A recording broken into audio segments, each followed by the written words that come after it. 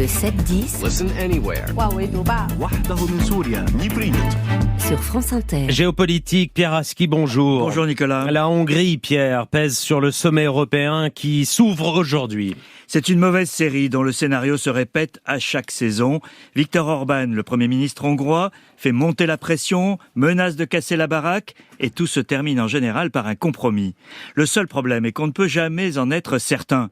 Au Conseil européen qui se tient aujourd'hui et demain à Bruxelles, les enjeux sont tels qu'ils mériteraient mieux qu'un marchandage de coulisses avec Viktor Orban.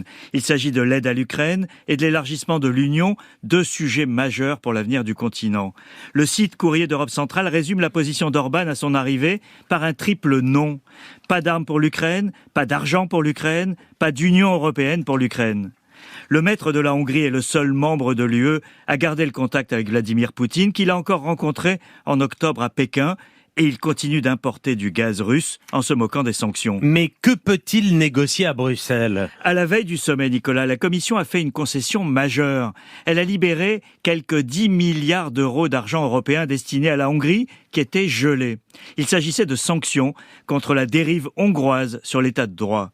L'affaire fait grand bruit. Les dirigeants des 4 grandes formations politiques du Parlement européen, en dehors des 2 extrêmes, ont signé une lettre commune à la présidente de la Commission, Ursula von der Leyen.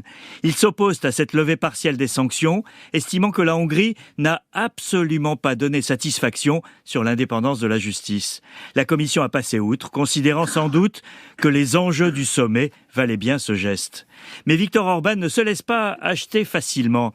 Il a réaffirmé hier son opposition à l'enveloppe de 50 milliards d'euros sur 3 ans pour l'Ukraine, mais aussi à l'adhésion de Kiev, dont il estime qu'elle déstabilisera l'Union. C'est un sujet sensible sur lequel la Hongrie n'est pas si isolée, même si le changement de majorité en Pologne lui a fait perdre un allié de poids. Et y a-t-il un risque d'échec ? Alors les délégations ont déjà réservé leurs hôtels pour jouer les prolongations samedi, au cas où.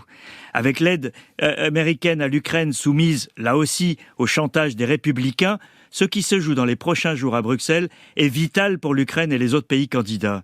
Les dirigeants européens réfléchissent aux moyens de contourner le veto d'un seul pays en cas d'impossibilité de parvenir à l'unanimité.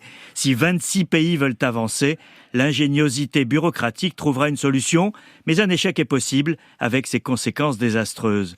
Quelle que soit l'analyse qu'ils font de la situation en Ukraine, militairement, politiquement, sur le terrain de la corruption ou de la concurrence agricole, il y a un assez large consensus parmi les dirigeants européens sur la nécessité de tenir parole auprès de l'Ukraine.